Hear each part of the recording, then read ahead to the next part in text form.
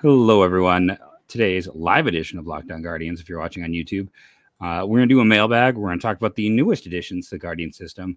Remember last year, we thought some insignificant moves were made that ended up coming back to have big ramifications for the Guardians. New coaches, new players, and your questions, all on today's Locked On Guardians.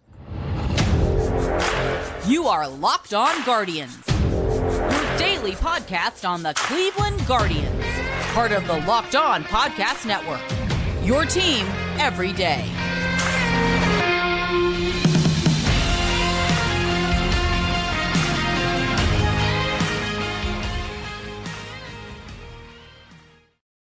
Hello, everyone, and welcome to Locked On Guardians. I'm one of your two co-hosts, Jeff Ellis.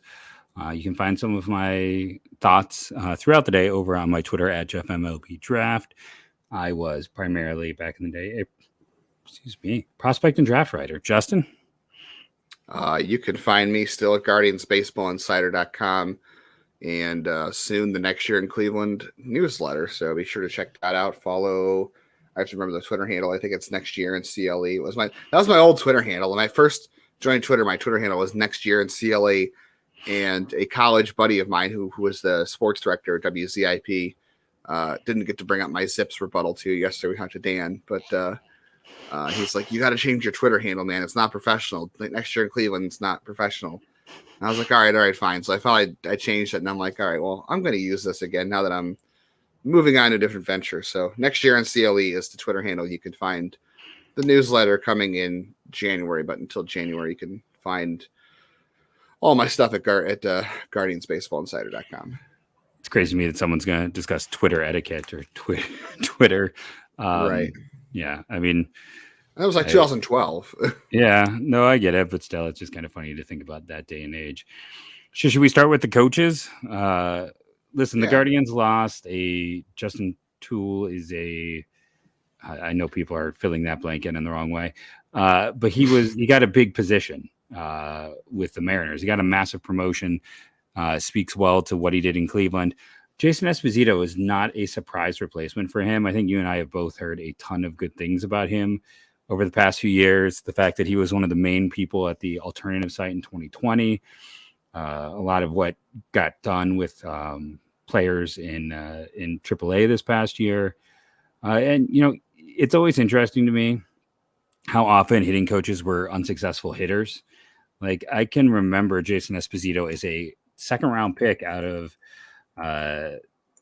Vanderbilt, and I was going to pull up his numbers now because I was like, oh, I should see how bad they were. But as a second-round pick, he did not get very far in the – you have to double-A for part of a season. Ended his minor league career with a 230, 273, 325, 598 OPS. And very different than his senior year in college with the 340, 403, 530, 933. That is very common to see that discrepancy. That's how big the drop is. But yeah, he was a seventh round pick out of high school, that's pretty significant. That was back when, you know, you could go over slot a bunch. So teams were trying to sign him. Goes in the second round after 3 years in one of the premier baseball academies, and then is quickly out of baseball. Obviously, if he's hitting the majors as a coach by 32, and that's not to knock him, but isn't it kind of because again, you and I both heard wonderful things, but isn't it interesting how often, you know, Christopher Leka was not a good hitter? Like, hitting coaches, it's like Eddie Murray was a terrible hitting coach because he never struggled. He never knew how to help people where it didn't come naturally. When you've had struggles, it makes you a better teacher. Yeah, what's the saying? Those who can't teach, right? Like you of all people should know that, I guess. I don't know if that necessarily applies to teaching profession, but yeah, I mean, even Barry Bonds, I don't know, the Barry Bonds thing may not be a good example because Barry Bonds is a unique character unto himself, so nothing to do with that there. But you're right, Eddie Murray was not a good hitting coach. I don't know if that was because he wasn't a good hitter himself, but or he was a good hitter himself, or you know, just had a hard time. Eddie Murray was not always a very communicative. Yeah, he wasn't a great communicator and a good and always happy to be around people. So that and Barry Bonds was the same way. So I wonder if it's a personality thing as much as it was he was a good hitter and just expected guys to be good because that's what he was good at. But no, I mean, that's why you often see a lot of guys who aren't good go into coaching and who don't make it in the majors. I think that's pretty obvious. I do think it's interesting, though, that Esposito, who has rise pretty quickly through the ranks. I mean, he was just in Mahoning Valley. The Mahoning Valley still existed 4 years ago, so he has moved up pretty quickly year by year. Always heard good things about him, and wasn't surprised at all. I thought that made a lot of sense, but I was not surprised, but Justin Toole was a young coach on the staff as well, and Espisito is 32, so they continue to make sure they're bringing in guys that are young coaches and, I don't know, maybe relatable in age. And I guess you might say too, young coaches are better at having picked up on communicating data and analytics and how to translate that for hitters. You know what I mean? Make it digestible for them to use and help them out with. So I wonder if that has something to do with that as well. Because the other guy they brought in, Rigo Beltran, who's also been a rising guy in the system. He's 53. Not that 53 is old, but definitely not in baseball terms. No, but he is older than Brian Sweeney. Yeah. Espisito is a year younger than me, so that's interesting. But Espisito, there with Brian Shaw gone, he will. There'll be no one. If Shaw was there, there'd be players older than Espisito. That's right there. We'll get. I think what Jose Ramirez will be the same age or close to it, maybe 31, a year younger. I think he's a year younger. I could be wrong. Josh Bell, is he close? No, I think he's like maybe 30, 31. I think it's Espisito. I went and looked at like the team page on Fangraphs, and there wasn't anyone who popped up older than 31. Like Anthony Gose from a year ago is the person who'd be older. Let's see. Ramirez is 29 this past year. And so he'll be 30, yeah. I gotta check Josh Bell. Josh Bell's gonna be 30 as well, so that's it. Yeah. So, yeah, you're right. Youngest team in baseball. Is still older than everybody else. That's good. Well, I mean, he's still pretty close in age, so he'll be relatable. That's always a good thing. And Rigo Beltran will too. I've heard good things about Rigo Beltran. I didn't really get to talk to Jason Espisito as much when he was in Lake County, but I did talk to Rigo Beltran. This is years ago because he has moved up. But whether it was at Lake County or Akron, I didn't get to talk to him much in Columbus, obviously. But when he was at Lake County and Akron, always very easy to talk to and pretty personable and seemed to have the respect of his players and the coaching staff. So I'm not surprised by that hire at all. I think it'll be a good fit, and I think it's always good they stayed in house. I guess are you surprised that Brian Shaw is not the new bullpen coach though? No. He hasn't spent his time yet. And I think he still probably thinks he can play. I don't think he's ready to give it up. Just to point out a few kind of fun highlights from Beltran's one. While Espisito was not a surprise, I think we were both expecting Beltran to get this position. Like, I think when Sweeney was out, Beltran really stood out as the most likely candidate to jump in. And I also want to point out he was the pitching coach for Team Mexico in the 2017 World Baseball Classic and the 2020 Tokyo Olympics. So that's kind of cool. And, very well respected. Yeah, and I definitely remember having him on my pitching staff in one of my out of the park leagues back in the day.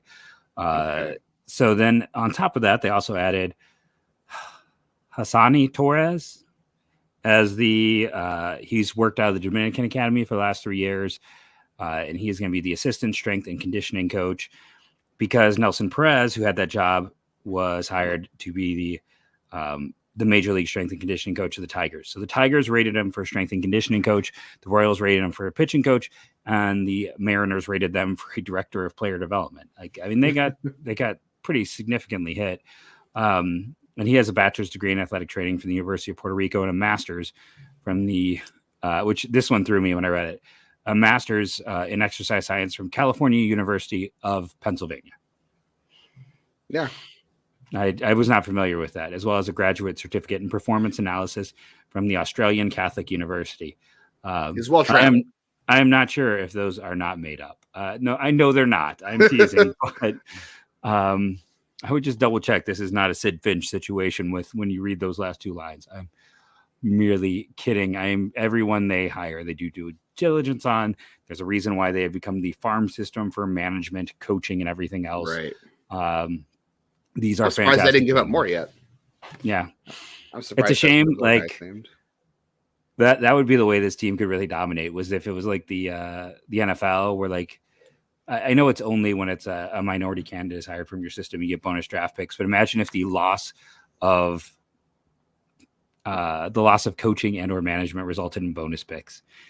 What a crazy world it would be for a team that is provided 1/10 of the pitching coaches in the league over the last 3 years. Why don't we take break number 1 here, come back, and then talk. Cleveland added a pair of players, one of which, not to toot my own horn too much, I mentioned on this very show, a week ago to the day this one's going to come? Wasn't it last Thursday? It was the same, a week after the name comes up, the Guardians announced the addition, so that's kind of funny. But first, a quick message from one of our fantastic sponsors. And that first sponsor are our good friends over at Bet Online. And you know what? I just got an email from Bet Online today. Let's talk about, they have changed their odds after the Correa signing. We'll talk a little Correa today on the show. World Series odds. Houston Astros are still the favorite at 25-4, which is plus 625. But the New York Mets have moved to number 2 at 7-1 odds. Dodgers and Yankees are tied for third at 15-2, which is plus 750. Then you got the Braves and the Padres at 10-1, Phillies at 12-1. Whereas Cleveland is down there at 33-1, which feels a little bit disrespectful to me, just because the San Francisco Giants and the Texas Rangers are also 33-1. Really, both those teams? I mean, that's the White Sox have better odds at 25-1. Bet Online doesn't believe in Cleveland, but we believe in Bet Online. And hey, maybe it's a chance to make yourself some money, right? Go check it out for yourself today. Head over to our good friends at Bet Online. They've got you covered. Get in the game, whatever. No, it's Get in the Game is our current one. But they also have you covered. One of those things is not like the other. Not that. Yeah, I guess. I mean, they've got your bet covered. You don't have to worry about that with them. They're reliable. Listen, I love them. They sponsor us. No one take anything as a negative there. I'm just going to state that. Now, let's go ahead and jump into the next part, which is the Guardians apparently like the name Caleb, and like Caleb's who played for San Francisco or were at least drafted by San Francisco. A week ago on this show, if you go back and listen to the Tim Herron interview, I pointed out that when Tim was at Indiana, there was 4, maybe 5 pitchers who made the big leagues, and how unusual that is for a Big Ten school to do that. Well, they added one of them today in Caleb Baragar, and they also added Caleb Simpson.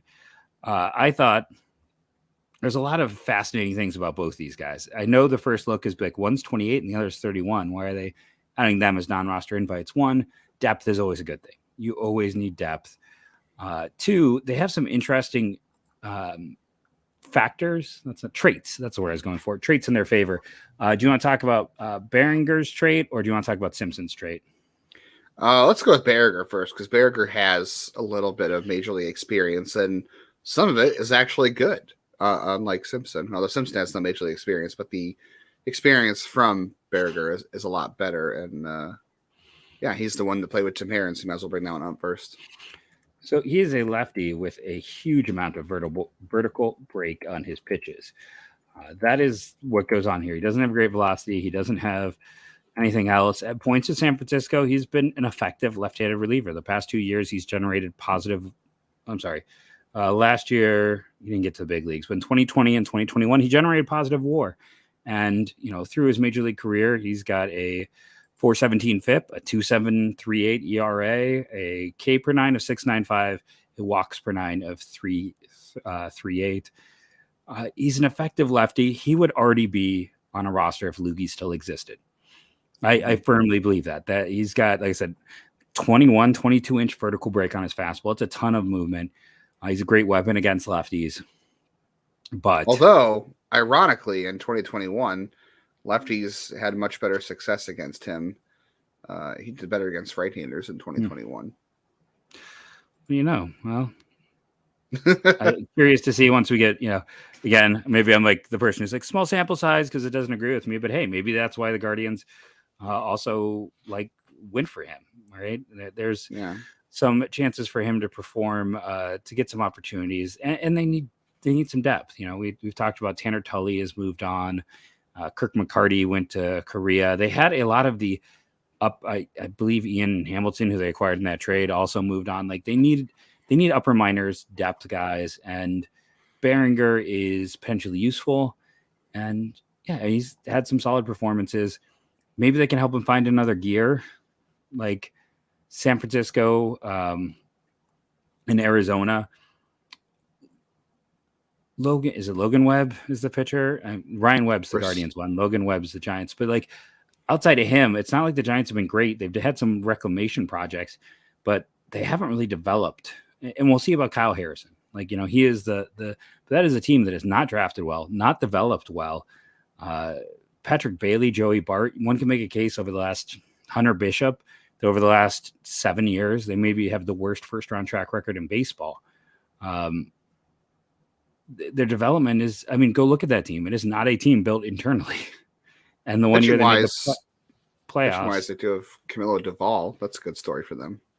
Yeah, but it's, there's basically, this is my long way of saying there's a chance maybe the Guardians think there could be more here. The Giants are not a powerhouse. Yeah, is Baragar the 2023 Aniel De Los Santos? That's the question. Could be. That's the first guy they grabbed so far in the minor league free agent market in terms of pitching. So you never know. I would like to see if they do have a spot open among relievers. We have no idea what they're going to do with Cody Morris. Will Tim Herron get a shot? Will they keep him in AAA as depth since he's on the 40? The issue really is creating a 40-man spot for any of these guys. Like that's what you have to wonder. Like if they feel like Baragar can help them, how in the world? I don't even know how they're going to create a 40-man spot for Mabrys Valoria if they feel like, or any other backup catcher for that matter, if they feel like they need a backup. It's not Bo Naylor for Mike Zunino for the first half of the season. So that's going to be interesting. And if you're watching us live, by the way, feel free to drop any comments and ask any questions because our third segment will be all mailbag and I accidentally clicked the thing. If you're curious what that was StreamYard and me like trying to move things around and clicking on the little live viewer comments. This is an example. So yeah, he's, there's some performance. Our other Caleb Simpson is fascinating in his own regard. He was a college catcher at Seminole State. So maybe they're bringing him in to be a catcher. He was converted by San Francisco from catcher to starter. He is 31 years of age. He's had lat surgery, Tommy John surgery, slip disc, and labrum surgery. This dude has been beat up. He's switched positions. He's also hit 100 miles an hour. He's a one-pitch pony, and he's not always been very effective with that. But again, he was at the Cubs camp. So he's with the Giants, tons of injuries, takes him forever due to injuries. Then he was a non-roster invitee with the Cubs. So he's been, done this before, ends up with Boston the past few years. Again, Boston's developmental system for pitching. And we talked about the Giants. So maybe there's a chance for more. Maybe there's something they see and like, or maybe it's just a depth arm. But I will say with both of these Calebs, at least they're interesting. Good size. 6'4", 230. That's and it's a lot of velocity. We'll see what happens. Control has not been his thing, and health has not been his thing.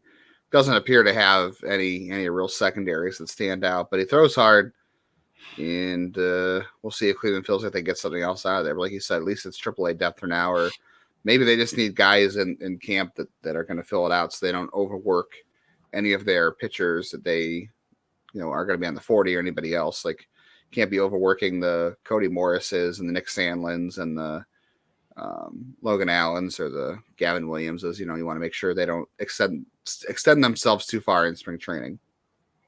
Yeah, especially with the World Baseball Classic and potentially some more arms being out. It's going to be interesting to see how this works. Basically, Caleb Simpson looks like a converted catcher. Like he's unfortunately for him, the secondaries just haven't been there enough. And again, I think, injuries got in the way of development. He's the rawest 31-year-old you're ever going to meet in terms of pitching. Anthony goes. I would argue. Maybe that's what they're thinking. Like maybe this guy is in that area of it. But let's take our next break. We're going to come back, maybe talk Correa. A few weeks ago on the show, I mentioned Eduardo Escobar. He is probably on the block right now. So we might discuss that as well as taking your questions on today's episode of Locked On Guardians. But first, as mentioned, sponsor breakage. Got to clear my throat. And I'm sure. Sorry. I just realized what I did on a mic, and that is awful. And I apologize. I was trying to clear my throat to do my dramatic read here. Did you know that driving high is considered driving under the influence? That's right. Driving under the influence of marijuana is against the law in every state, even in states where marijuana is legal. And that means driving high could get you a DUI. And if you think law enforcement officers can't tell when you're driving high, you're wrong. Listen, everyone knows when you're high. Let's be honest. You've never been in a room with someone who was high and didn't know it. Your friends can tell, your coworkers can tell, even your parents can tell. Everyone can tell. So what makes you think law enforcement officers don't know when you're driving high? Driving under the influence of marijuana can slow your response and change how you perceive time and speed. So even if you think you're fine to drive, when you're high, you're not. Because the bottom line is, if you feel different, you drive different. And driving high is driving under the influence. So remember, drive high, get a DUI. Paid for by the NHTSA.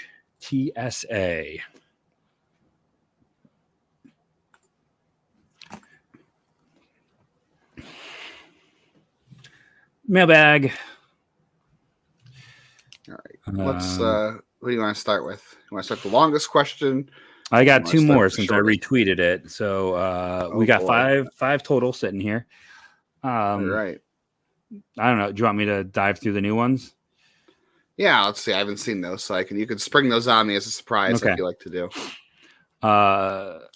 Why does Justin hate the guard? No, I'm kidding. Why does Justin hate eggnog? It's not good. That's why I hate it. I don't know. I was very tempted. I almost came down here with like a bottle. I was just gonna just sit here and sip it throughout the show, just a whole see how long. It's a very heavy drink that tastes like a lot. I like heavy drinks. Eggs. This is why I don't drink like porters or stouts when it comes to beer, and this is why I don't like. I don't like mixing dairy and alcohol. Not that eggnog has to have alcohol in it, but I don't like mixing. I'm mostly a teetotaler, so mine's not. I'm a sugar addict, not a. Yeah, I don't know. It's too heavy. It's just too heavy for me. I leave the alcohol to my relatives. Hopefully, none are watching. So our real question. I almost responded to this one because I'm just so gunned in and ready to respond to these. Why did a team who values contact skills more than anything else sign Mike Zunino? Well, they're willing to put up with the strikeout rate if you provide defense, as they've shown. Austin Hedges, that wasn't an issue. Miles Straw doesn't strike out a lot, but I mean, if you provide defensive value, they'll put up with it. At least at one position, and we know that they value the defense. So I don't know. Nobody else on the team strikes out like that. So it's a lineup that can stand to handle a little more strikeouts for a little more trade off of power. And also, I don't know what Sean Murphy's strikeout rate was. I can't imagine it was too bad. Not as bad as Zunino's. Zunino was plan B, so they were definitely gunning for Sean Murphy, and it didn't work out. But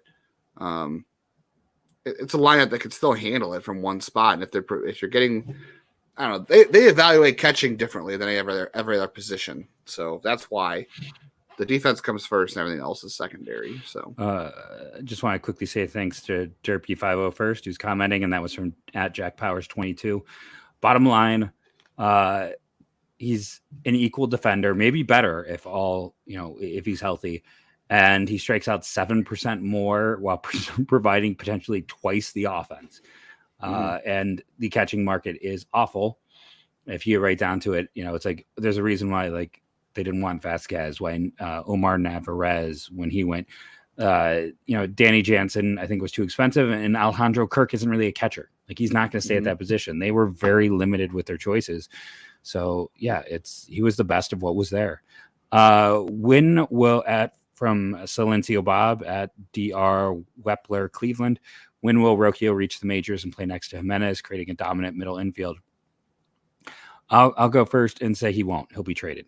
I think he is their primary trade piece. I think eventually at some point he's going to get moved. I think he is the guy they feel most comfortable moving because I think they think that Jimenez and Angel Martinez might be the up the middle of the future.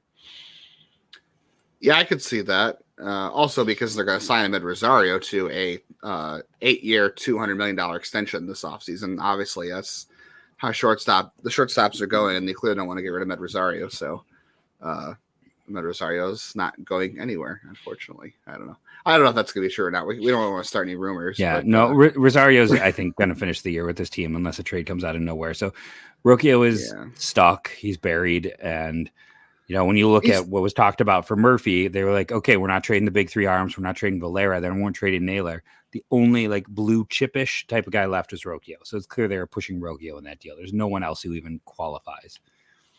He still needs some seasoning in AAA anyway, because it's not like he's been banging on the door for a year and they just don't have room for him. He just got to AAA last season and he was working on some swing changes too. So he had kind of a rough year because he was working through some stuff.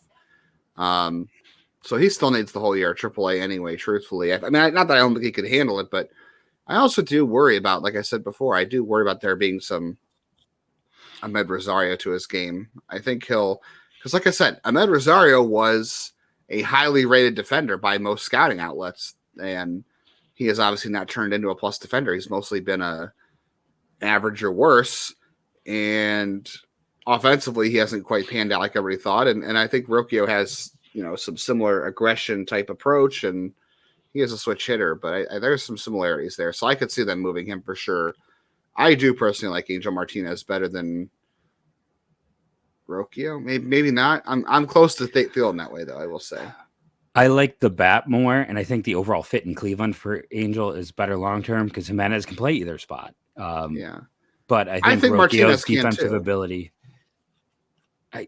and you've made some good points on that throughout that why it could work out. But I think I don't know. Like I said, it's closer than I think a lot of us probably thought it would be in July between those players. We do have a chat question, so I'm going to throw that up in here. Do you think we make more moves in free agency, maybe legit right fielder or veteran pitching for the pen? No, I don't. We're seeing teams kind of pick around the carcass right now of free agency, and I think they are content. I think Gonzalez and Brennan are the plan, and I mean they've multiple times talked about playing Naylor in right field, so they're moving forward with what they have in right field. They're not chasing any outfielders. Potentially a veteran pen arm, but I more see something like Shaw as a non-roster invitee. I think they might bring in some vets on non-roster invitees beyond who we've already talked about. These are the players who are willing to sign now.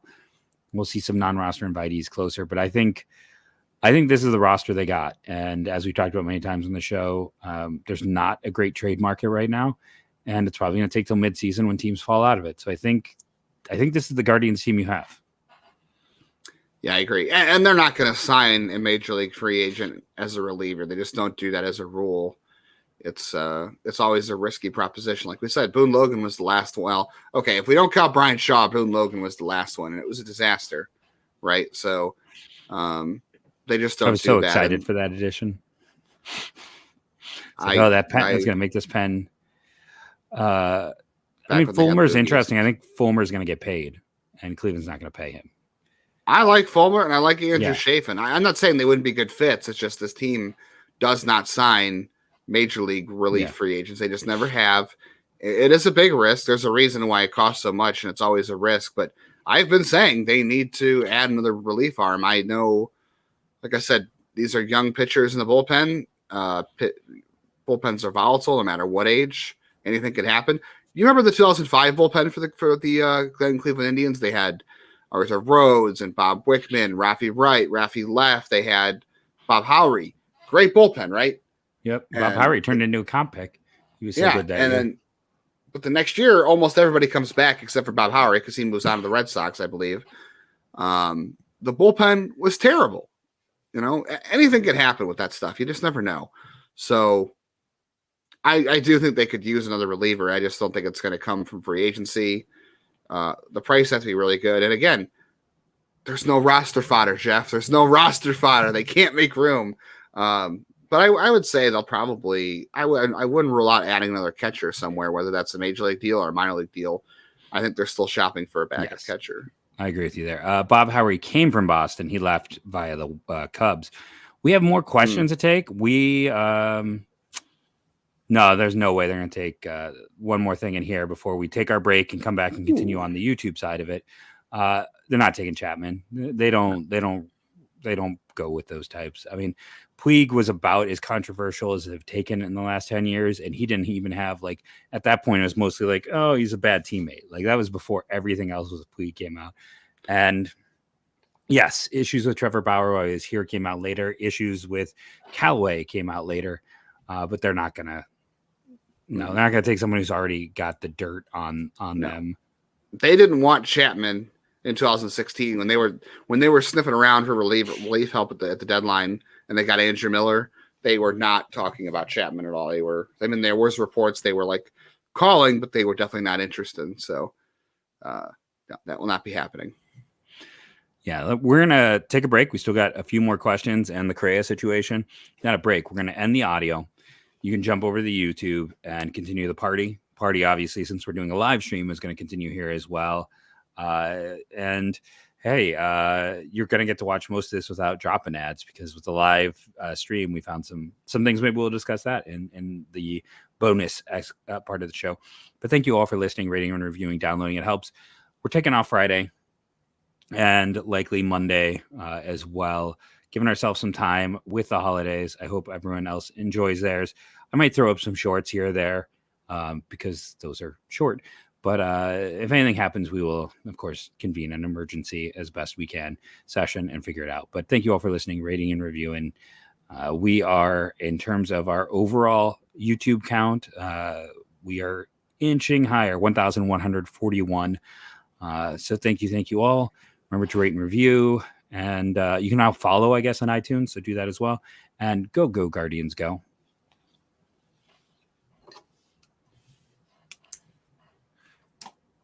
Okay, so I got some more questions to throw your way. Let's go to a friend of yours and mine, Pat, at tangible_uno. Thoughts on having Bybee over Williams in my personal top 10? Is it safe to say, based on what we saw last season, Bo Naylor has the highest ceiling of all position player prospects? I mean, for the first part, like thoughts on that? I'm like, I agree, Pat. You've made that case for a couple of weeks now. Bybee over all of them as your top prospect, and I don't know. I'm starting to lean your way. I still think there's some, like we've said, there's arguments for all three, right? You can make the argument for any three of them, and I think Bybee's as good as any. He's throwing harder, by the way. We got a report. We won't say any more from where or how, but he's throwing even harder this offseason. Yes, there could be more coming for Tanner Bybee. Let's just say that there could be more in the tank. Amazing that he could get better from last season, so we'll see. But he's the safest option. So I mean, it's okay to rate a safe prospect as number one if the talent's there. I mean, if you this is not a knock on Tanner Bybee, because obviously we know we like him, we talk to him, but don't you say anything. Don't. I know. I don't want to blow it. I'm gonna have to turn my camera off and walk out.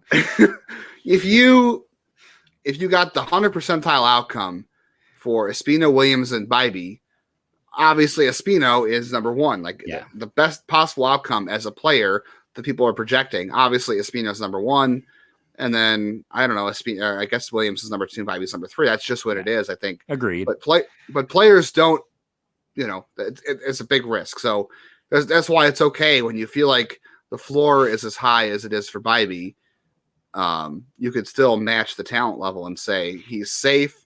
It's likely that Bybee reaches the peak of his floor than Espino or Williams do.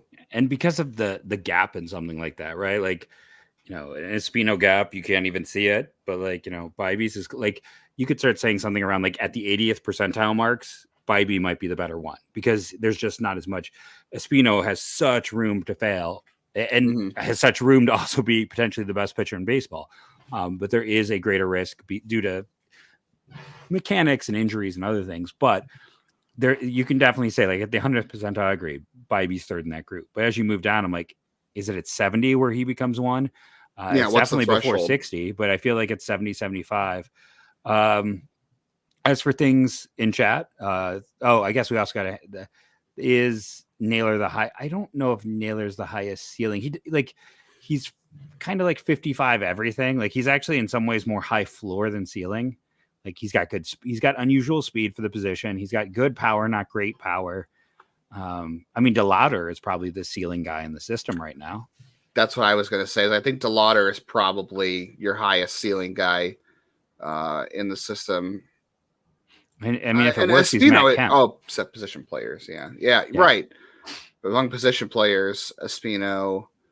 There's still a very high ceiling for George Valera. The talent is there. Yeah. There are issues he has to work out, obviously, but and John Kenzie Noel, you could even say that the highest ceiling might be John Kenzie Noel because you're talking about a guy who can 40 home runs. Yeah. It's like he could set a record with the power, but I think and that's not to knock Naylor.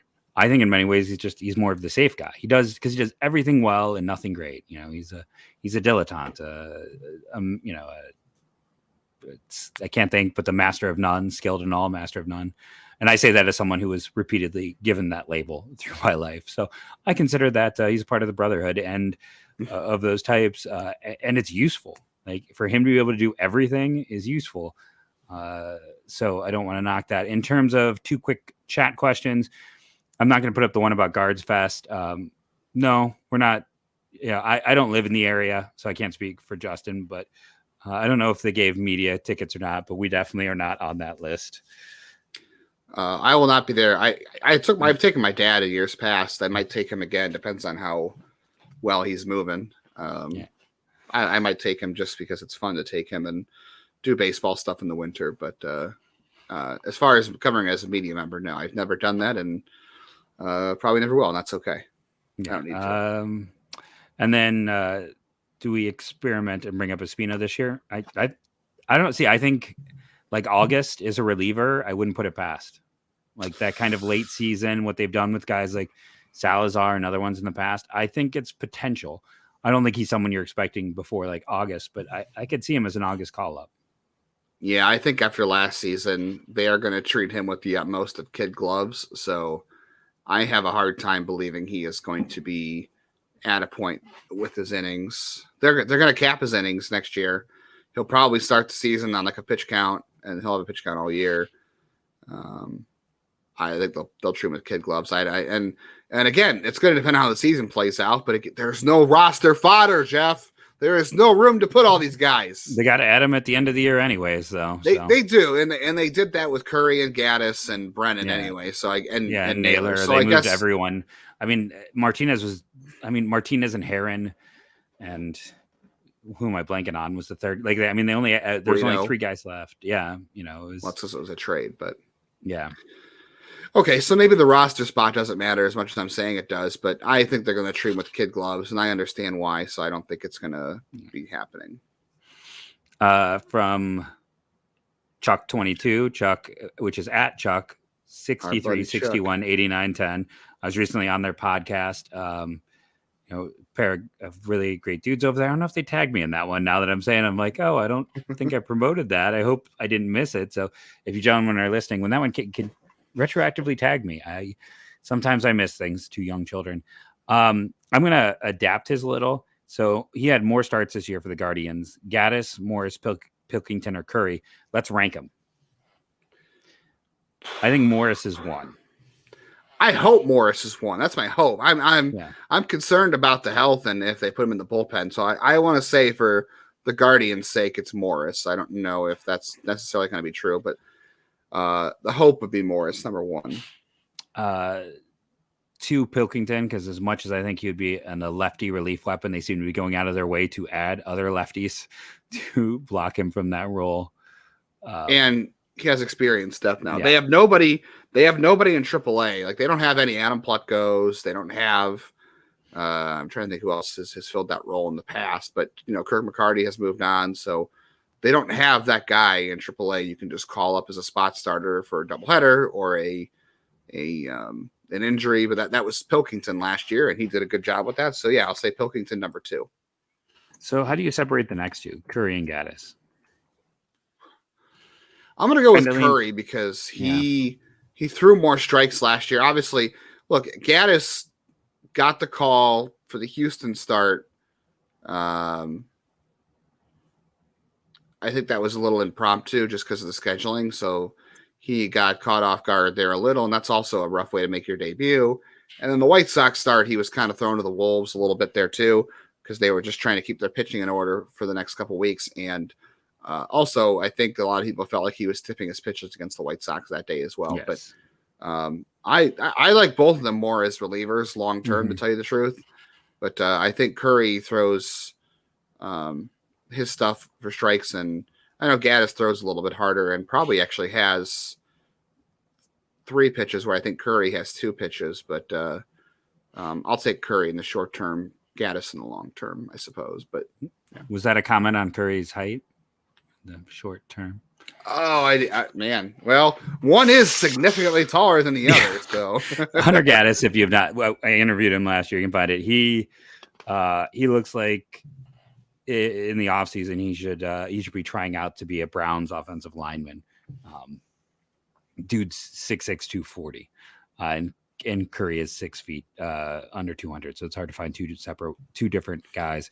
I agree with all that assessment in there. And then I want to say sorry to Nolan. We're holding you kind of for last because you had a big one in terms of questions, and that is at DACEKNOLAN. I was going to butcher your last name, so I spelled it. But I do know how to read Nolan, so I got that. What do you think we'll do with Bieber, trade or extend, and what do you think either of those would look like? I think you and I are both. I've talked about before. I think there was a feeling of they messed up with Lindor, and then they're like, "Oh no, we didn't." So I don't think they feel like they have to trade Bieber. Wow, Bieber even midseason. I think he is, unless they completely implode. I think he's here through the end of the year, and then probably someone they shop next offseason. Chance of an extension is 0.0.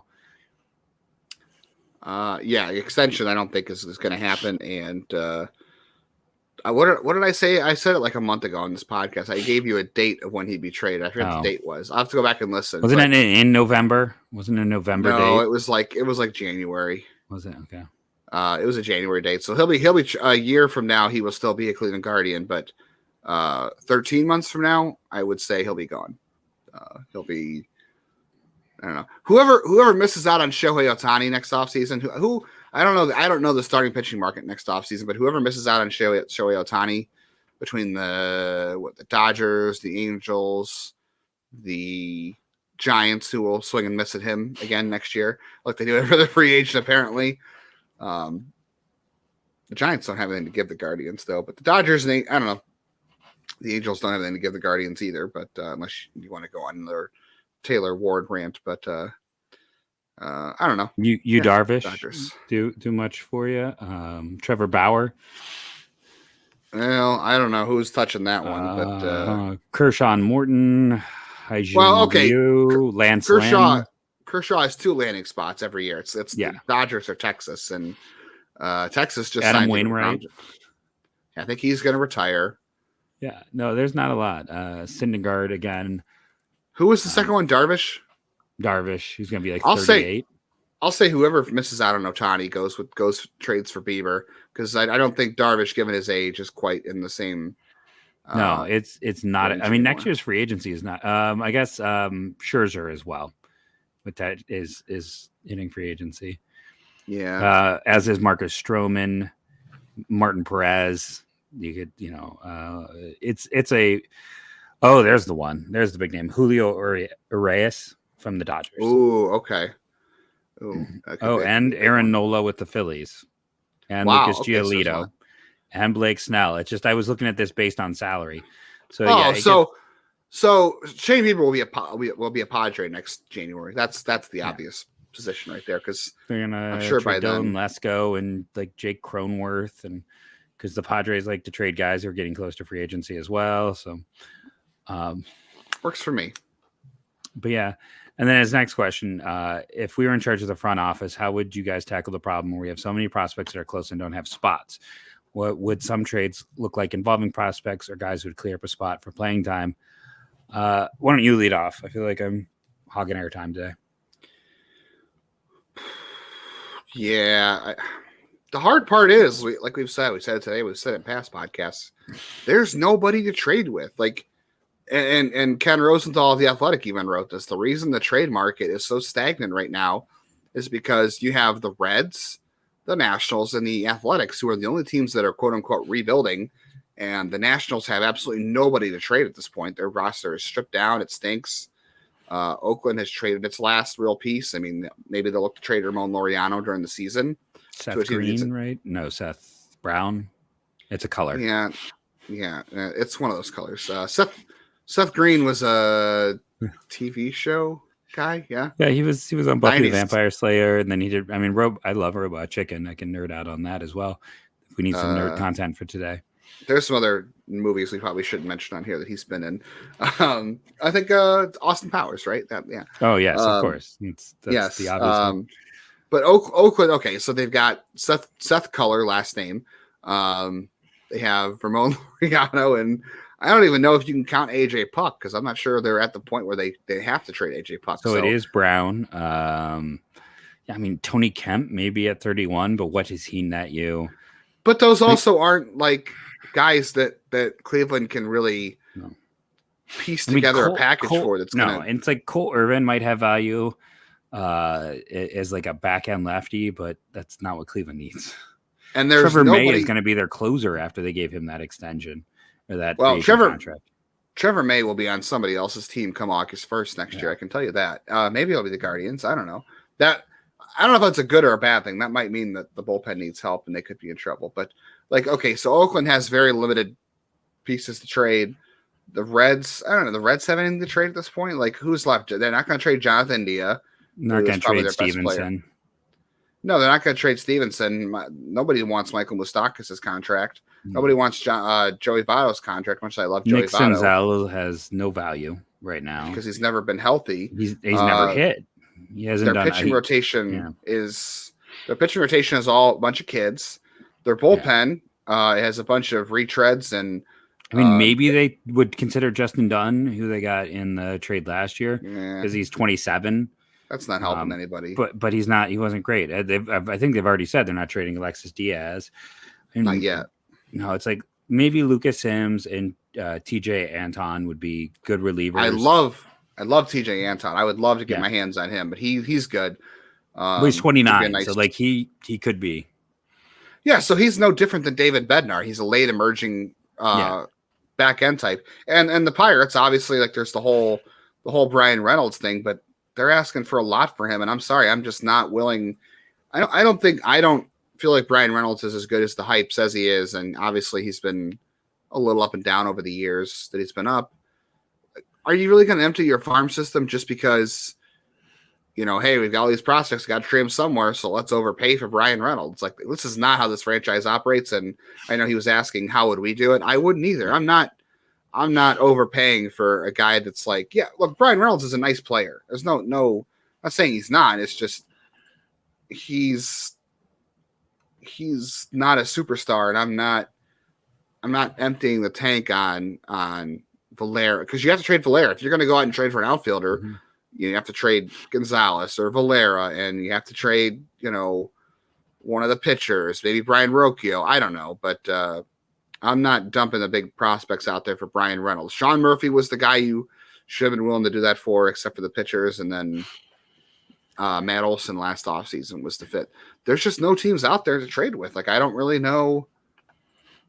I can't think of anybody else. The Red Sox, when we had Sully on, he talked about Rafael Devers, but I don't know if that's a fit either, because what are they going to do with Devers? Kirk is a body waiting to break down. That's why neither of us. He's not a catcher. With the rule changes, he can't. He's going to get eaten alive behind the plate. He's got awful pop, not a very strong arm. He is going to move off. I think that's part of the reason why that market has never developed for Toronto. Is everyone knows that Kirk isn't really a catcher anymore. Like, he cannot operate in the current system. I'm going to bring up, because I've been bringing them up all offseason. They're not going to do it right now, But if the Brewers, if the Brewers don't, I see that look. If the Brewers end up, I don't know, the NL Central is so bad. It's bad. Like the Cubs, I don't think are ready to compete. The Cardinals are the best team in that division, and the Brewers are still a solid team. But what would you be willing to give up for a year and a half of Corbin Burnes or Brandon Woodruff? Because let's say this. Let's say one of those two guys is available at the deadline because they're out of the race. And even if they're in the race, maybe they will, because they did trade Josh Hader last season. They were still almost a playoff team. Let's say one of those two guys is available. You know, you could trade Bieber in the offseason, and you could hang on to whatever guys you got from the Brewers, and just, you know, hang on to them for one more year, let them walk because you traded for them, so you have a little more invested in them, and just slap the qualifying offer on them. So what would you be willing to give up for a year and a year and a quarter of one of those guys? Not as much as they're going to want, if I'm really being honest. Yeah. And honestly, I would rather, part of me is almost tempted to say that I'd rather pay, if I'm going to pay that much, I'd rather go for Peralta with his insane team-friendly contract, who, if you look at the numbers, like his numbers are not, he was worth 4 WAR in 2021. Like he is, you know, this past year he wasn't fully healthy, but he's younger than them, insanely even contract. Burnes, but they're free agents the same year. No, those two are. Freddie Peralta is not. Freddie Peralta has one of the most team-friendly contracts in baseball. So I almost say, like, call me crazy, I'd rather chase him than the other two. Is it? And I thought Peralta was a free agent the same year as the other two. He's got club options. I know he's cheap. 2025 and 2026. Okay. Yeah, it's cheap, and it's club options through 2026. All right, so what would you give up for him? I mean, and this is kind of the problem. Like, why a deal for me doesn't happen with these guys is just because I'm not giving up the big three, and they're going to want one of the big three, and I'm not moving off of moving one of those players. Peralta, for those wondering, makes 3.7 this year, 5.7 next year, and then his club options are $8 million each. With my one concern with Burnes is the home runs. They did come back. I know Dan talked about how they kind of bounced down, but home run rates tend to be kind of, they tend to kind of stick. I like the idea, but it's like, unless they're willing to settle for a Rocchio, it's hard because they don't want Valera, not with their glut of outfielders. But it's like Rocchio, they might ask about Bo Naylor. Like, Contreras may not be a catcher. Like, I think a lot of us have talked about, he might be an outfielder as well long-term. Yeah. So, I mean, I feel like they probably are going to, if you're asking for Burnes or Woodruff, they're going to ask for one of the big three plus Naylor. Yeah. And you could even argue they'll do the same thing for Peralta because of the team-friendly contract, like you mentioned. Yeah, that's a tough deal. But that's like one team I could see just because how they operate in the past and if they fall out of the race. But, you know, even though they were still in the race last year, they still traded Josh Hader. So I could see them maybe looking to do that. Like, I don't know, Pablo Lopez is still out there, but and then the Marlins are finishing in 4th place in that division. You can just write that check right now. Set it whatever the odds are on Bet Online for the Marlins to finish in 4th place. If there's odds for such a thing, just go ahead and write the check right now because that's what's going to happen. But I will say, go ahead. It's not. Even if you go after like a Pablo Lopez type, it's not a player you have to like clearly like. Yeah, you can send them a few prospects, but it's not a trade where you should have to, you know, fix your logjam of prospects. Like, you shouldn't be giving up that much for him anyway, so you're still going to get him, and then, excuse me, if they agree to the price, and you're still going to have quite a few prospects because it's not one you should be giving up a lot of players for. Well, Zach Gallen, I don't know. That's the other thing. Arizona should be one to watch. Yeah, no, I agree. But I think, as you saw with the Christian Walker situation, they're apparently not selling. What I would say is deadline. Yeah, I don't know. We'll see if it shifts. So if I'm running this team, the deal I'm trying to do is I'm contacting the Marlins, not about Pablo Lopez. I'm getting Nick Fortes, of course, but also Jesus Luzardo, because we have not had a lefty in this rotation forever.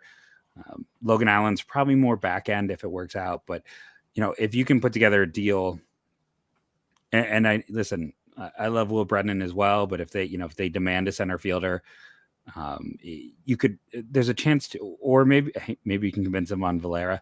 I know, like I said, those two are closer in rankings than a lot of ranking boards have them. Let's put it that way. When we talk to people, we know those two will rank closer than you think.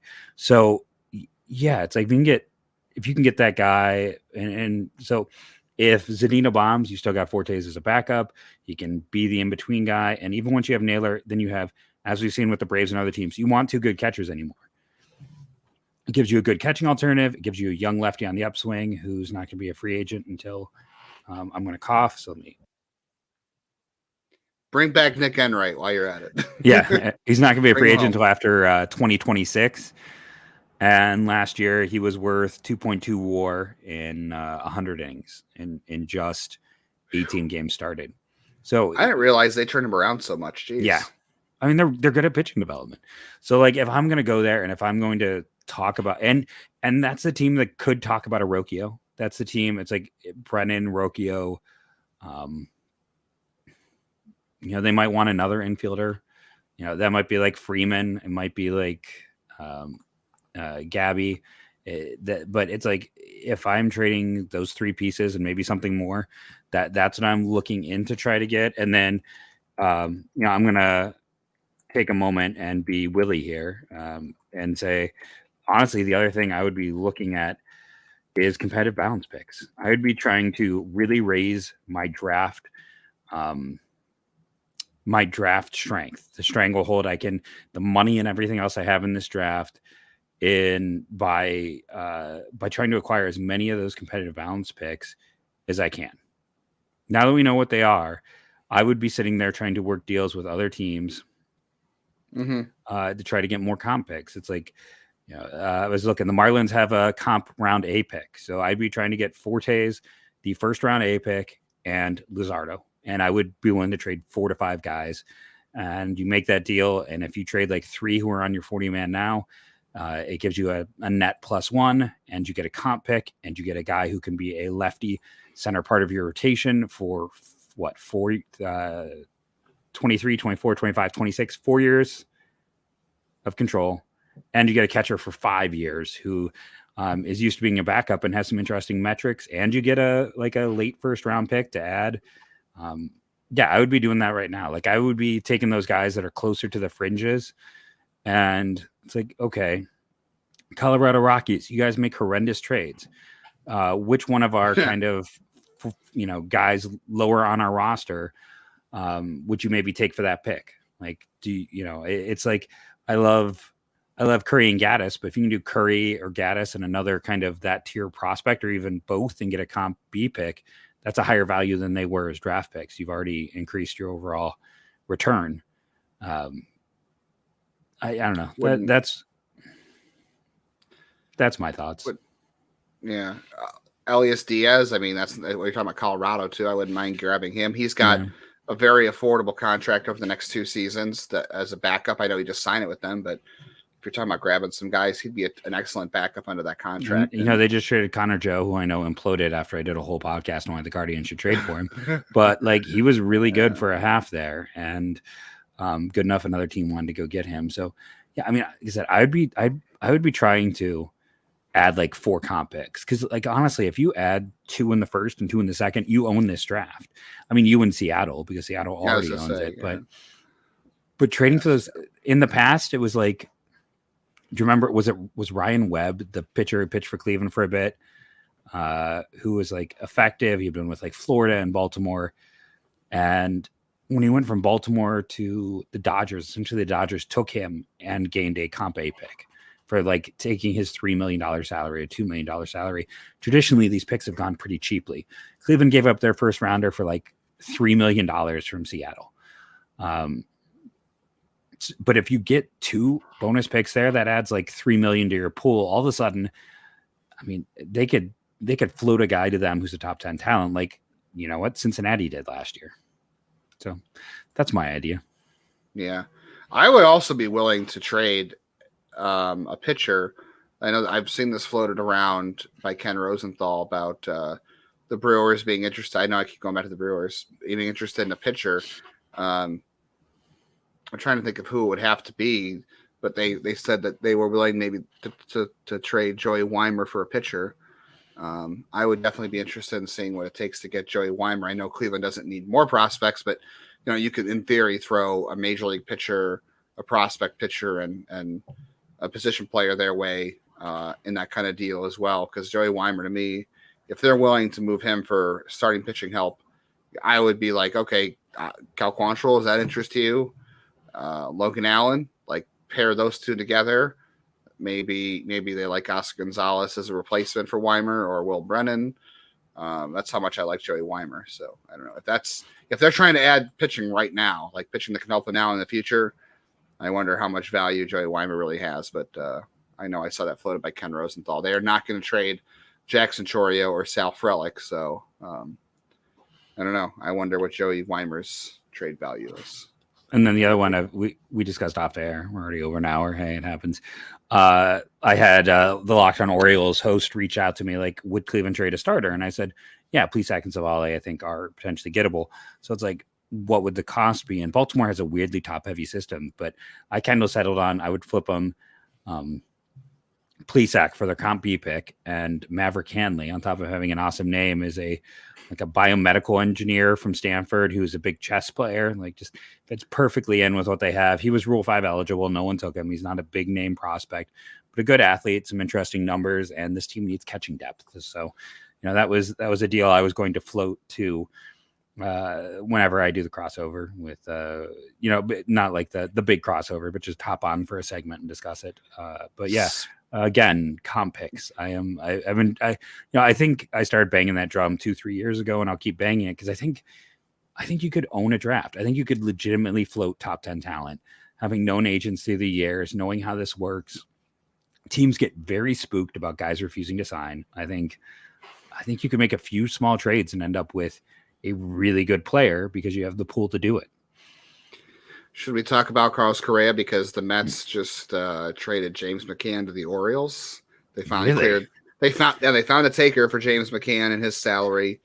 I'm surprised they did, but we should probably talk about Carlos Correa before we get out of here and how that. You kind of mentioned it before about Eduardo Escobar, and but clearly the Mets are finding takers for their players they don't want, and I'd imagine Escobar might be next, and Carlos Carrasco could also be next. Maybe Carlos Carrasco is one you should think about too, because I don't know. They want to clear spots to keep open for prospects to come up, like or innings for Cody Morris. But I don't know. Carlos Carrasco, depending on what the Mets want back and how much of the salary they're willing to pay, would be an interesting return candidate for this rotation. Because I would take Carlos Carrasco over Zach Plesac and Aaron Savali any day of the week. Agreed. And I'm also the big one's going to be. Sorry, I just have to laugh. Like, I'm still kind of amused. I'm amused by how much White Sox fans think Liam Hendricks has value, but at his age, as a 1-year rental, making a lot of money, it's not the perceived value I'm seeing right now. But with McCann, I still saw like White Sox fans like. Talking about the McCann stuff, that's what triggered that. But there's a thought that like Eduardo Escobar, and he would make a lot of sense for what I brought up previously, the fact that he could be essentially a super utility, plays every day, gives guys breathers in multiple positions, gives you a real guy who can sub in at third base, switch hitter who traditionally hits lefties better than righties and has 20 home run power. I think a lot of teams should be looking at Eduardo Escobar. And the other interesting thing too is if you can sit down and figure out like what are the Mets probably still need relief help, maybe some pitching depth. Is there a world where you do take Carrasco and the 1-year money and flip them a pitcher, but by you doing, Savale for Carrasco, does Savale for Carrasco end up being Savale for Carrasco and Brett Batty? Yeah, maybe. I was thinking too, if you want to get Escobar, you probably need to give them like Sandlin or 99 too, which I would be. I don't think he's that much because he's a rental at his age. Maybe And he was league average.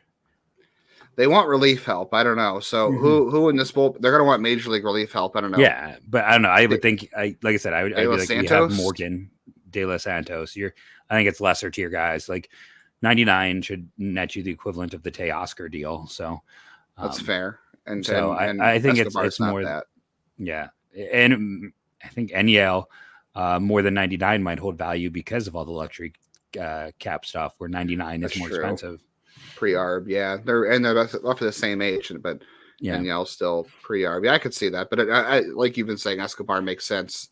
Carrasco could make sense. Do you buy a prospect even though you don't need one? Yeah, I'd be curious to see. Yeah, it's a weird world where if this team can afford to add a little more salary, you're going to win all the headlines when you bring back Cookie. And if you also like get a right hand, isn't Batty right? No, he's lefty. Still, if you add a big power bat in the trade as well, who's kind of without a position after their recent addition, it'd be interesting in that regard. There's ways to make it work. I'm going to be curious to see. I mean, the Mets are.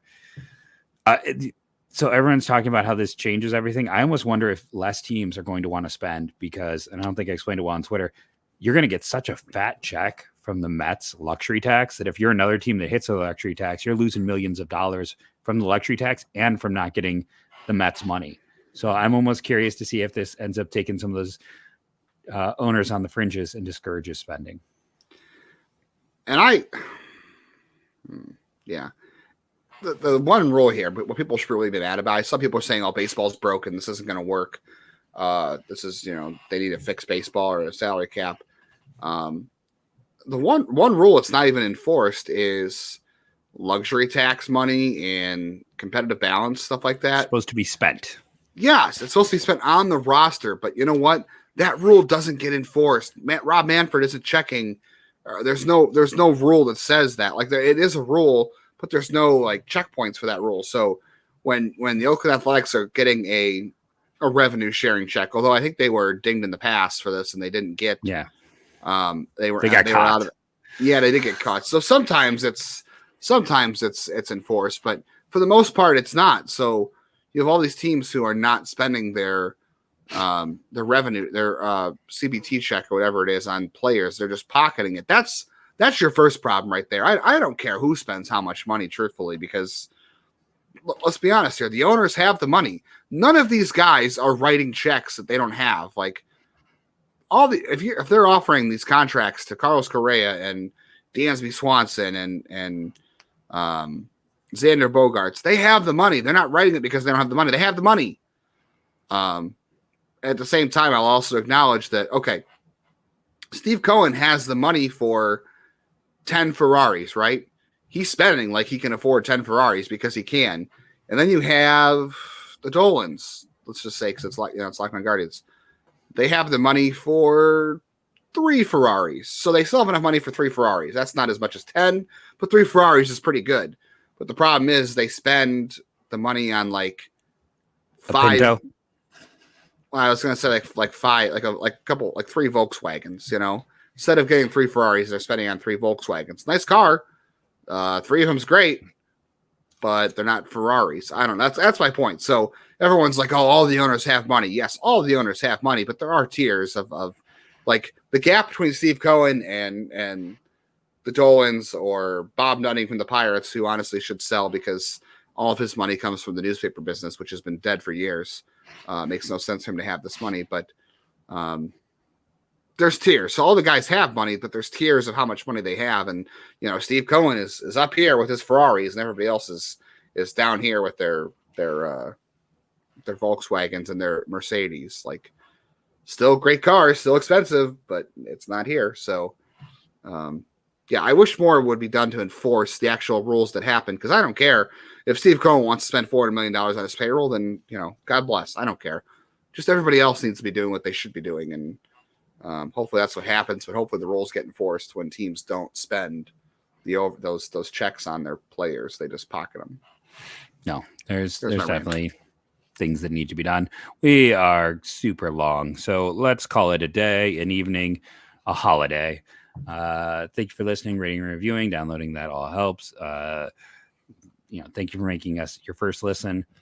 Shout out from the comments to Scott Hauser. He left the most in the overnight, so just giving a special shout out to those who leave comments. Oh, and shout out to Willie's wife. She's watching. She's falling asleep to us. I guess we're boring, but shout out to her and Willie, good friends. Willie says his wife says you look like you work at Advanced Auto Parts. I don't know. I'm not really sure what that means. Yeah. Oh, I mean, maybe, I don't know. I'll take that as a good thing. I've never been good with my hands. So I'm not someone who fixes things. Let me put it that way. Well, hopefully we're not putting everyone to sleep. Yes. No, but no, it's it's a good time.